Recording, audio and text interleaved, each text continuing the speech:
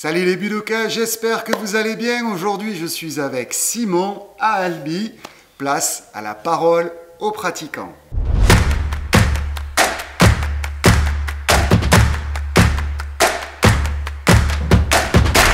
Si tu es nouveau sur cette chaîne, je suis Lionel et je te propose des vidéos éducatives pour t'aider à pratiquer en dehors de ton dojo, des interviews avec des experts et des pratiquants comme toi, comme nous. Si tu es motivé, tu trouveras le bouton s'abonner. Salut Simon. Salut Lionel. Ça va? Ça va, ouais, super.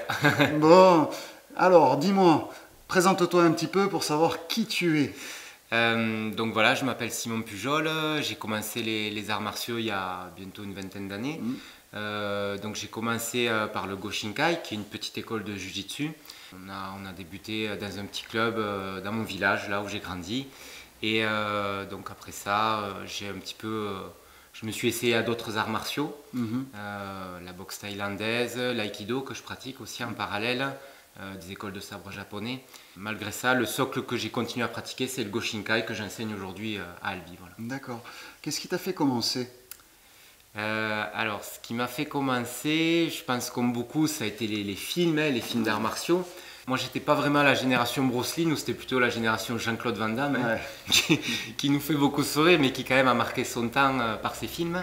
Et donc ça me donnait envie de pratiquer les arts martiaux. Et malheureusement, là où j'ai grandi, il n'y avait pas ce genre de structure. Et le hasard a fait qu'un jour, un professeur de Goshinkai a aménagé dans notre petite commune. Il a commencé à donner des cours, c'était quelqu'un de vraiment bienveillant. Et du coup, ça a démarré comme ça. D'accord, et c'est qui cette personne? Il s'appelle Denis Malice. Voilà. D'accord. J'ai encore un petit peu de contact aujourd'hui avec lui, très belle personne.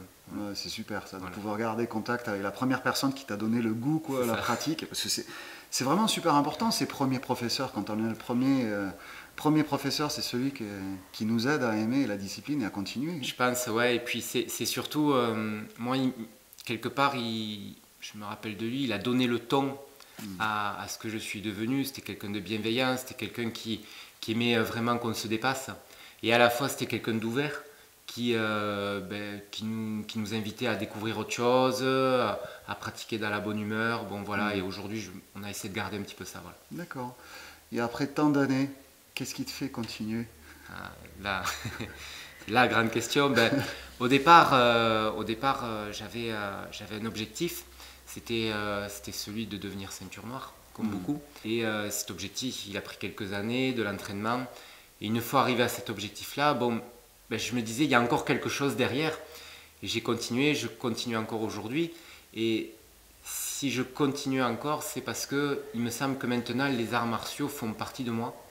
Que je me suis construit grâce à eux. Je me suis construit dans ma vie personnelle, dans ma relation avec les gens. Quelque part, si j'arrêtais ça, j'aurais l'impression de perdre une partie de moi-même. Voilà. Le goût de l'effort, l'envie de faire les choses de manière précise, aller rechercher la perfection, au moins y tendre. Évidemment, on ne l'atteint jamais, mais au moins y tendre. Je crois que c'est les arts martiaux qui m'ont véhiculé ça. Et je pense que ce serait perdre quelque chose pour moi que d'arrêter. Voilà. Tu as un mentor? J'ai un mentor, j'en ai plusieurs. Aujourd'hui, la personne qui m'a en premier inspiré, ça a été Alain Guingois, qui est aujourd'hui mon professeur et qui a instauré et fondé le Goshinkai, que je suis encore. J'étais avec lui il y a quelques semaines. Il vit actuellement au Japon et là, il était venu nous faire une visite. Et après, dans les gens qui m'ont inspiré, pas très loin derrière, il y a Léo Tamaki, que tu connais, qui m'a quand même ouvert un champ de pratique et d'approche de l'entraînement des arts martiaux qui m'inspire encore aujourd'hui beaucoup. Et après, un mentor que je n'ai jamais rencontré, mais avec qui j'ai un petit peu échangé par écrit, mais qui m'a indirectement inspiré, c'est Henri Play. On a eu l'occasion d'en parler. C'est quelqu'un qui, même s'il n'y a pas eu une transmission directe, par ses écrits, ça m'a inspiré à un moment donné dans ma pratique et ça m'a donné l'envie de continuer de chercher autre chose qu'une pratique sportive ou physique. Voilà. Oui, Henri Play a vraiment amené beaucoup de choses à la communauté, en démystifiant, en donnant des idées, des pistes de réflexion aux personnes qui avaient envie d'aller creuser un petit peu plus, de vouloir se nourrir, c'est spirituellement, mentalement. C'est ça, comme je disais, j'ai pris les devants une fois, j'ai écrit une lettre, il m'a répondu, j'en ai écrit une autre. On a eu un petit échange, c'est pas grand chose, mais c'est quand même, ça m'a donné un élan. Voilà. Ouais. Donc à ce titre-là, je peux pas mettre de côté ça. D'accord, super. On est dans ton superbe dojo que tu as créé toi-même. Voilà, le rêve de tout pratiquant, enseignant. Tu peux me raconter un petit peu la genèse de ce projet? Ouais. Alors, donc le Renshinkan, le dojo que j'ai fondé, donc c'est un projet, comme tu dis, tout pratiquant là à un moment donné, et comme les autres, je l'avais. J'ai profité d'un déménagement sur Albi. J'ai eu cette opportunité, j'avais visité plusieurs lieux, et puis je suis arrivé ici, et en fait, instantanément, quand je suis rentré, je me suis dit, ce sera ici. J'ai de suite senti que ça correspondait. Ça correspondait pour des critères de taille, de cachet et aussi d'esprit, puisque ici c'était une forge. Donc c'est un endroit où déjà on travaillait, on transpirait, on a battu du fer, et du coup je me suis dit, tiens, ce serait un beau lieu. Donc j'ai mis beaucoup d'énergie. Je me suis fait aussi aider par ma famille, par mes parents notamment, mais aussi par mes amis, et je les remercie. Donc j'ai bâti ce lieu parce que je souhaitais amener quelque chose à mes élèves. Je souhaitais moi pouvoir m'inscrire dans la durée, dans la pratique martiale, puisque malgré tout ça me permettait d'avoir un lieu propre, un lieu auquel je puisse venir quand je le souhaite. Et en même temps, il y avait cette volonté un petit peu... une volonté de partager ça avec les autres. J'aurais pu très bien m'aménager quelque chose pour moi, plus petit, quelque chose de très personnel, mais j'ai voulu proposer un lieu à mes élèves, mais aussi à d'autres pratiquants. À des pratiquants, donc aujourd'hui il y a du yoga, il y a de la boxe thaïlandaise ici, il y a d'autres associations. Et je sais qu'aujourd'hui trouver un lieu c'est pas facile. Les mairies malheureusement elles ont de moins en moins de place. Les structures associatives sont de plus en plus diversifiées et à la fois plus petites, ce qui fait que les instances publiques ne peuvent pas combler toute cette demande. Et je savais qu'en créant un lieu comme celui-là, j'allais répondre à quelque chose, et quelque part je me suis dit, allez, ce sera ma petite pierre à l'édifice. Voilà, je voulais faire partager ça, et ça me donne de l'énergie. Voilà. Mais c'est vraiment un lieu magnifique. On a fait du mieux qu'on a pu. Voilà. Comme tu disais, il y a vraiment un cachet, mais il y a aussi une atmosphère, une espèce de petit quelque chose de sensation. Voilà. Alors c'est vrai que il y avait cette recherche au niveau des matériaux, de ce qu'on a utilisé, et aussi dans les associations qui viennent ici. Il y a une sorte d'émulation, et quelque part, toutes les associations qui viennent dans ce dojo sont des associations qui ne pratiquent pas la même discipline, mais qui vont dans la même direction. L'humain, l'apprentissage, et tout ça finalement ça se ressent. Voilà. C'est un lieu dans lequel je pense que c'est agréable de pratiquer. C'est un lieu très agréable pour pratiquer, parce que je suis venu plusieurs fois, donc pour Léo, pour Rino, mais aussi vous avez dû remarquer que c'est les lieux où j'ai fait des DVD avec de nombreux experts. Donc, c'est ici que ça a été fait, chez Simon, au Renshinkan. Voilà. Un coup de gueule après ce coup de cœur?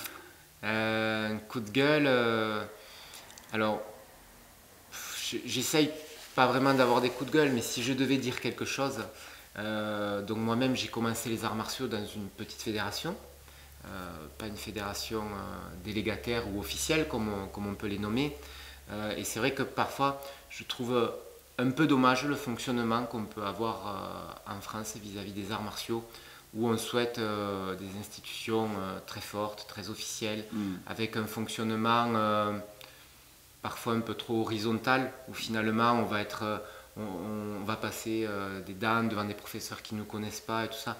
Alors je comprends qu'au vu du nombre de pratiquants, c'est important qu'il y ait ce fonctionnement-là. Je comprends que la France aime ce fonctionnement-là, mais c'est vrai que pour moi, à mon échelle de pratiquant, c'est quelque chose qui a toujours été un petit peu difficile à comprendre et à concevoir. C'est pas un gros coup de gueule, mais je pense qu'il y a de la place aussi aujourd'hui pour les petites structures.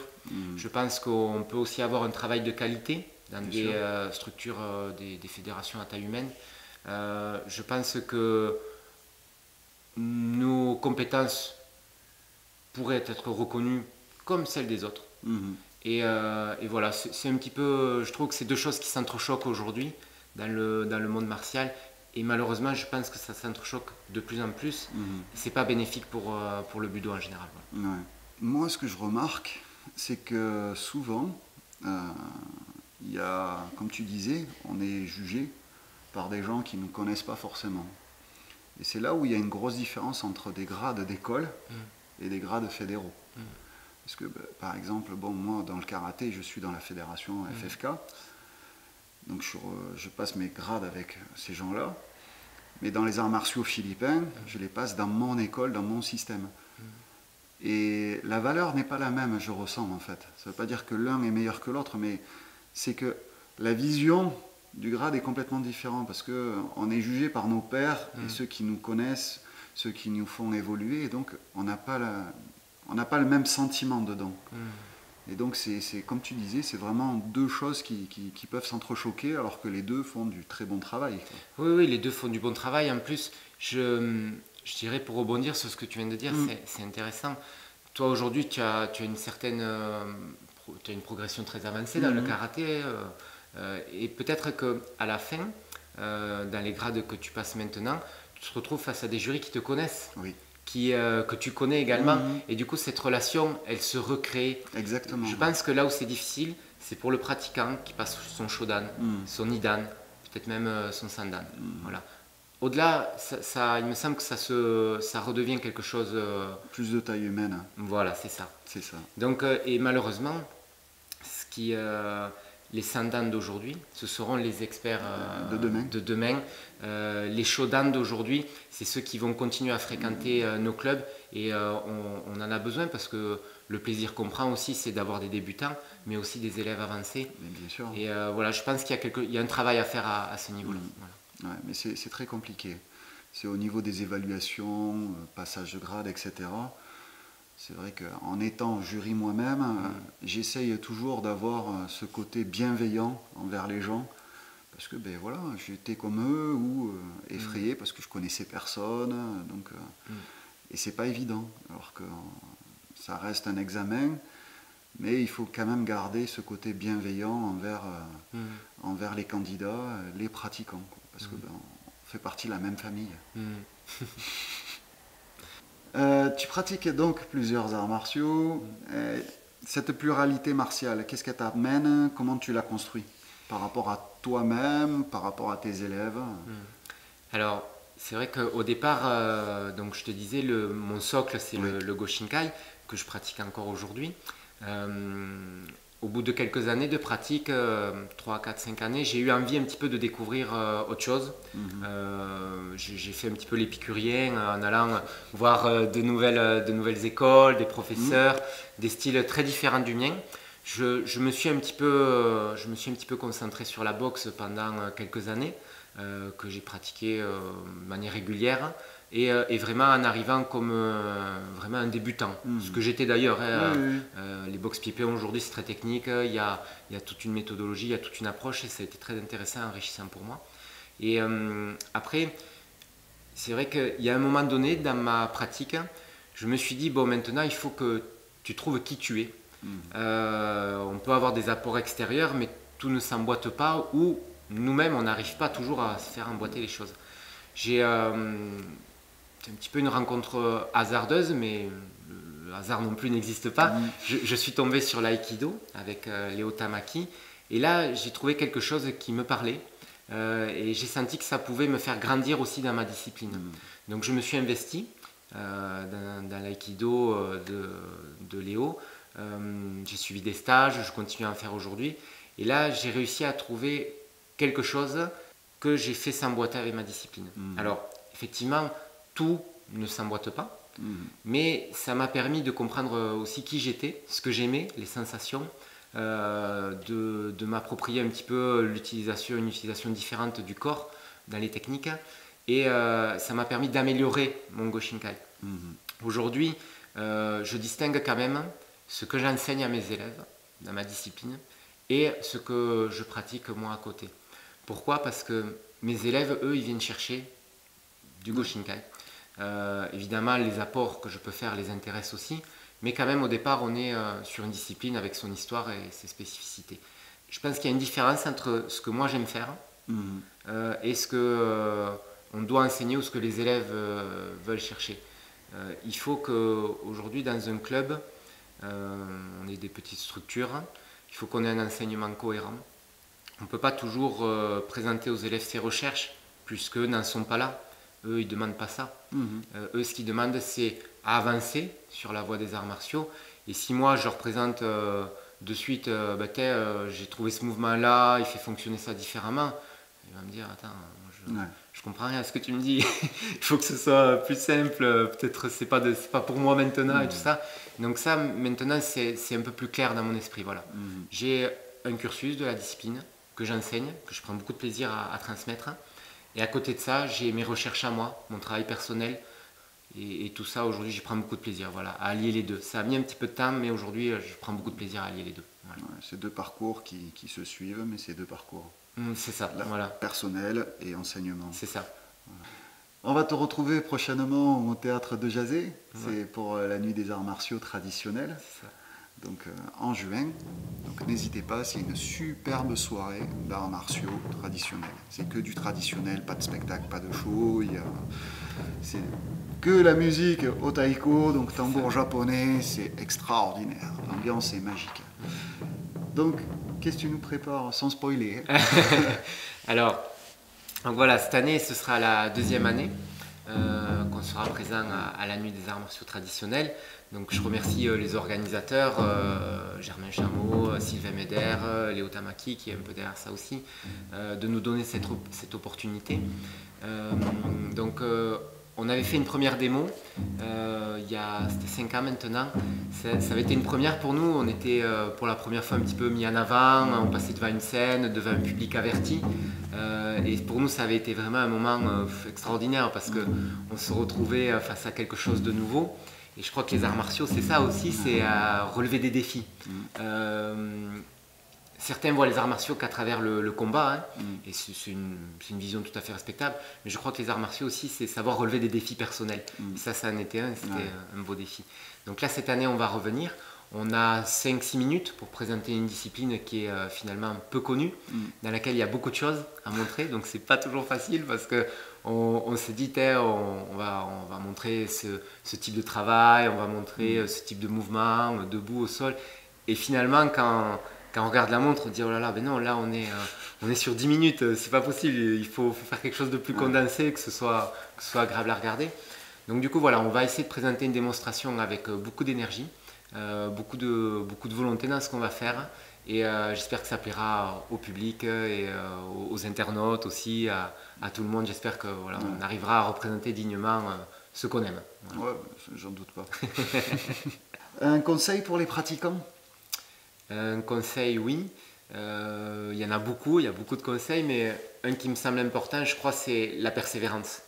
On est aujourd'hui dans un monde où tout le monde veut tout de suite. Et malheureusement, il me semble que dans les arts martiaux, on ne peut pas avoir tout de suite. Pas possible. C'est pas possible. Il faut d'abord s'approprier une discipline, s'approprier des formes de corps. Faut se remettre un petit peu en condition parce qu'on n'est pas tous arrivés en forme sur un tatami. Moi, le premier, j'ai commencé, j'étais un jeune adolescent, pas très sportif, pas très peu d'endurance. J'étais vraiment, ça allait pas du tout, quoi. Et donc, il faut le temps de s'approprier tout ça. Et je crois qu'il faut persévérer. Il faut persévérer parce que plus on avance, plus on trouve de nouvelles choses qui sont souvent extraordinaires. Le corps humain est capable de choses fantastiques. Et les arts martiaux, c'est aussi s'approprier ça. Au départ, j'étais pas capable de tenir un entraînement, c'était trop fatigant. Aujourd'hui, j'en redemande. Et pourtant, je suis toujours jeune, mais j'ai vieilli quand même, malgré tout. J'ai pas le corps que j'avais à 16 ans, et dans 10 ans, j'aurai pas le corps que j'ai aujourd'hui. Mais malgré tout, voilà, la technique, l'entraînement, la persévérance, ça permet de s'ouvrir des champs de perception, des champs de perception corporelle, des champs de perception mentale, je dirais, quand saisir un petit peu l'intention de l'autre, sentir quelqu'un qui nous est hostile, des choses comme ça. Voilà, le conseil que j'ai à donner, c'est gardez votre socle, entraînez-vous, ne lâchez pas, il y a des moments difficiles. La progression, je crois qu'elle n'est pas linéaire. Hino Sensei, je mangeais un jour avec lui, il me disait, dans le sport, la progression est montante et après on chute avec l'âge, la diminution des performances physiques. Il me disait, dans les budo, on monte par palier. On va s'entraîner, c'est dur, on a envie de lâcher et puis d'un coup, paf, on va monter une marche, etc. Et on va continuer comme ça. Et je crois que c'est important, voilà. Aller chercher la marche suivante tout le temps, même s'il y a des moments où c'est plat. C'est plat. Mais il faut prendre du plaisir. Voilà. Exactement. Du plaisir et de la persévérance. C'est ça. T'es prêt pour le fight? Je suis prêt. Allez, go! Café ou thé? Café. Livre ou DVD? Livre. Quel est ton livre du moment?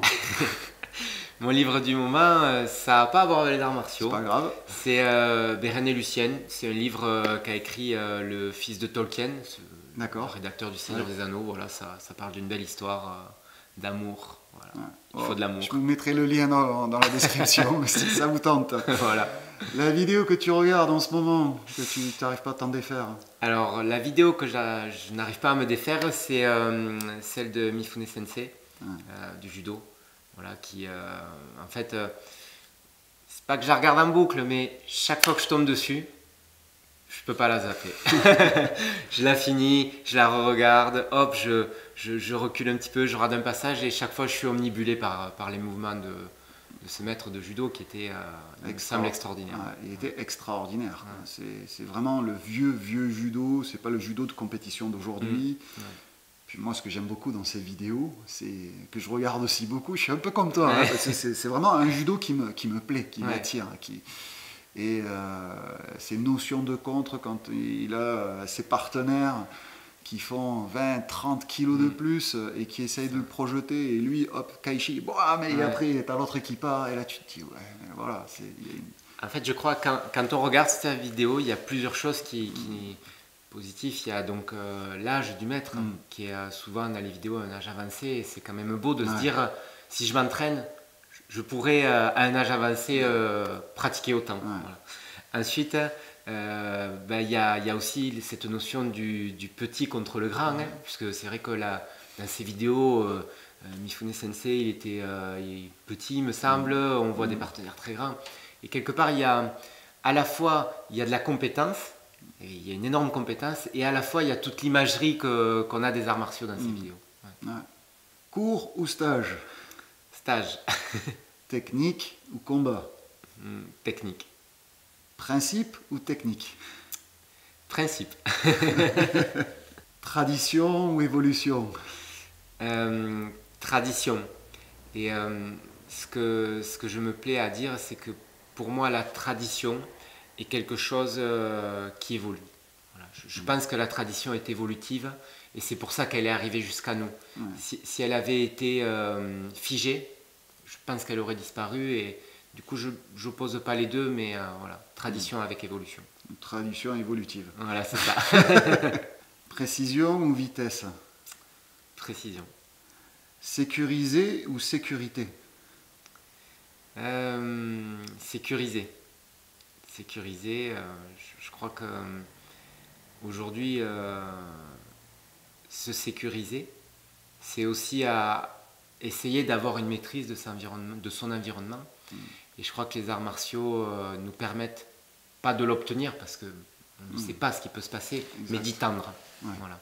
Je pense que ça nous permet de prendre conscience de ce qui peut arriver et aussi parfois de ce qui nous entoure. On arrive à la fin, donc c'est ton tour de me poser une question. Ouais. Donc, je te laisse faire. Alors, j'avais réfléchi à une question. Si tu avais pu ou si tu pouvais rencontrer Maître du passé, lequel ce serait? Et qu'est-ce que tu aimerais voir ou faire avec lui et pourquoi? C'est une question que je me pose souvent en fait, parce que on voit régulièrement des articles, oui, alors si vous pouviez rencontrer un auteur, lequel vous aimeriez avoir un autographe ou un chanteur mort, voilà, tu vois, c'est... Puis dans les arts martiaux, c'est pareil, donc on a tous des légendes qu'on aimerait rencontrer. Moi, ça serait Itosu Sensei. Donc c'était le professeur de Funakoshi Sensei. Non pas parce que c'était son professeur, mais surtout parce qu'il est resté à Okinawa. Donc c'est de là où est parti Funakoshi pour implanter le style que je pratique, le Shotokan. Et donc c'était pour savoir un petit peu les racines d'avant. Bon, même si on peut aller à Okinawa et travailler les racines du Shorin-ryu, donc qui sont vraiment l'ancêtre du Shotokan, mais j'aimerais bien rencontrer pour pouvoir discuter avec, m'entraîner avec, et surtout comprendre le cheminement de travail. Quel était l'objectif de leur travail? Qu'est-ce qui était le plus important?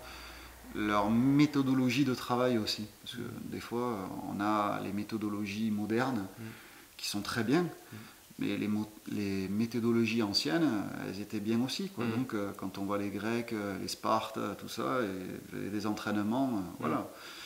Et le fait de pouvoir allier l'ancien et le nouveau, voilà, ça serait bien, parce qu'on veut tout le temps aller de l'avant et on oublie, oui, mais ça c'est nouveau, donc c'est bien. Mais ça ne veut pas dire qu'avant c'était pas bon. Ouais. Donc il faut savoir allier un petit peu les deux. Et le fait de repartir en arrière comme ça me permettrait vraiment de savoir où j'en suis dans ma pratique du karaté. Est-ce que je tends vers quelque chose que déjà les sensei d'avant tendaient, ou je suis un petit peu à côté. Donc non pas pour changer, mais juste pour être conscient en fait de savoir où j'en suis. Okay. Non, mais c'est vrai que on se pose tous la question de savoir comment c'était avant. Ouais. Il y a eu de la transmission écrite et orale, Oui. mais malgré tout, on aimerait Oui, sentir et goûter, quoi. Oui, mais ça, comme on le dit, l'histoire elle a toujours été écrite par les vainqueurs ou par ceux qui savaient écrire.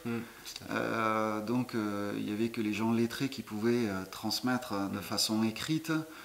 Après, on a des traducteurs maintenant de qualité qui arrivent à traduire des textes anciens, donc du japonais ancien en français et non pas en anglais, et après de l'anglais en français, parce qu'on perd encore une couche d'information. Mais le fait de l'entendre en direct avec comme un traducteur instantané pour pouvoir discuter avec ces personnes-là et les voir vraiment de nos yeux, ça enlèverait tous les filtres du temps. Tout à fait, ouais. Il y a des traces, mais les traces, on ne peut que imaginer. Donc, on part sur des hypothèses. Et j'aimerais bien, en fait, enlever ces hypothèses. Ouais. N'hésitez pas à venir voir Simon à Albio Renchinkan. Il se fera un plaisir de vous accueillir. En plus, il fait plein de stages toute l'année. Donc, si vous êtes dans le coin, n'hésitez pas. Moi, je viens dès que je peux, quoi. Donc, on se retrouve prochainement sur les tatamis d'ici ou d'ailleurs. Voilà. Donc, merci beaucoup. À très bientôt. Et n'oubliez pas de vous entraîner. Et si vous avez le temps, regardez les autres vidéos. Il y a plein de gens super intéressants dans les arts martiaux. À bientôt. Merci, à bientôt. Ciao, ciao. Ciao.